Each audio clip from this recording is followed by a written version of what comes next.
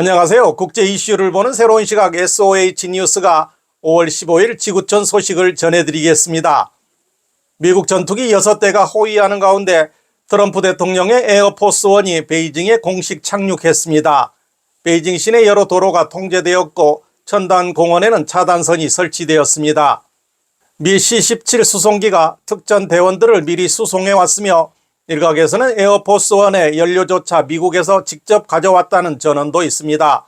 베이징 포시즌스 호텔은 10여 대의 미군 방폭 차량에 포위되었으며 200여 명의 전신 무장한 경호 요원들이 이미 주둔하고 있습니다. 트럼프의 이번 방문은 일반적인 외교 방문이 아니라 극한의 압박을 가해 성과를 거두려는 대규모 작전으로 보입니다.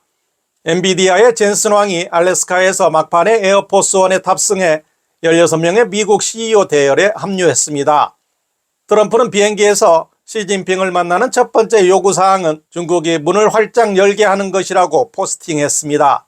정치평론가 빌 올라일리가 트럼프 대통령이 이란을 상대로 벌이는 최후의 승부수를 공개했습니다. 이번 중국 방문에서 엄청난 규모의 거래가 임박했다는 것입니다.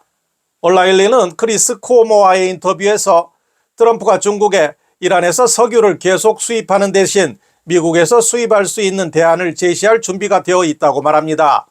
그는 이번에 최고 경영자 16명이 왜 한꺼번에 에어포스1에 탑승하는 걸까?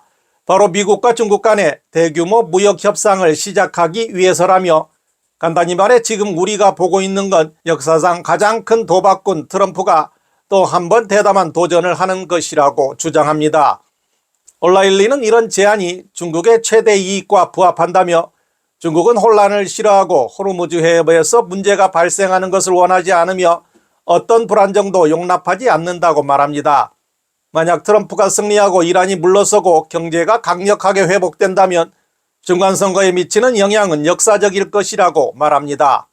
트럼프는 어떤 카드가 있길래 시진핑이 이런 제안을 고려하도록 압박할 수 있을까요? 트럼프는 이란이 이제 마지막 숨만 남았다는 점을 간파한 걸까요? 최신 공개된 위성 정보에 따르면 지난 28일 동안 이란은 해상을 통해서는 원유를 한 방울도 성공적으로 수출하지 못했습니다. 미국은 더욱 직접적으로 1,500만 달러, 약 223조 원에 달하는 현상금을 걸고 전 세계적으로 이란 혁명 수비대의 석유 자금 흐름을 추적하고 있는데 이 불길은 이란 원유의 최대 구매자인 중국으로 직접 번지고 있습니다. 폭스뉴스 기자 트레이 잉스트는 중동 지역 소식통의 말을 인용해 이란 정권이 미국의 조치를 1000개의 칼로 산산조각을 내는 소모전이라고 묘사했다고 전했습니다. 테헤란은 이제 숨이 턱턱 막힐 지경인데 중국 공산당이 뒤에서 치명적인 일격을 가했습니다. 블룸버그 통신은 해상로가 봉쇄된 후 이란이 테헤란에서 시안으로 이어지는 철도에만 의존해 살아가고 있다고 전했습니다. 그런데 중국은 이 기회를 틈타 운임을 40%나 인상했습니다. 40피트 컨테이너 한 개당 7,000달러를 요구한 것입니다. 게다가 기차 한 편당 50개의 컨테이너만 실을 수 있어 이란의 물자 부족을 메우기에는 턱없이 부족한 양입니다. 이란만으로는 시진핑을 제압하기에 역부족일 것입니다. 트럼프의 딴 주머니에는 금융 핵폭탄이 들어 있습니다. 트럼프가 출발하기 직전 미국 투자은행 골드만삭스가 가장 먼저 매우 위협적인 보고서를 내놓았습니다. 그들은 위안화에 대해 위안화 대 달러 환율이 6개월 내에 6.7, 12개월 내 6.5까지 상승할 것이라고 예측했습니다. 이 이면에는 위안화가 현재 20% 저평가되어 있다는 메시지가 담겨 있습니다. 이것은 중국 경제를 낙관하는 것이 아니라 중국 제조업의 이마에 겨눈 총과 다름없습니다.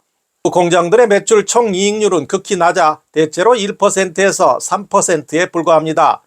일단 위안화가 6.5까지 절상되면 이 기업들의 미미한 이익 마진은 순식간에 사라지고 비용 우위는 완전히 무너져 내릴 것이며 그 결과 수많은 공장의 도산과 대규모 실업 사태가 닥칠 것입니다. 서울을 떠나 곧 협상에 합류할 스콧 베센트 재무장관은 오랫동안 네이건 시대의 플라자 합의를 연구해 왔습니다. 1985년 이루어진 이 합의는 엔화 가치를 3년 내에 2배로 절상하도록 강요해 일본 경제의 궤적을 바꿔놓았습니다. 베센트의 꿈은 중국의 플라자 합의 2.0을 제시하는 것입니다. 골드만삭스 보고서는 트럼프에게는 장전된 총이나 다름없습니다. SOH 뉴스 이원선입니다. 구독과 좋아요는 저희 채널에 큰 힘이 됩니다. 시청해 주셔서 감사합니다.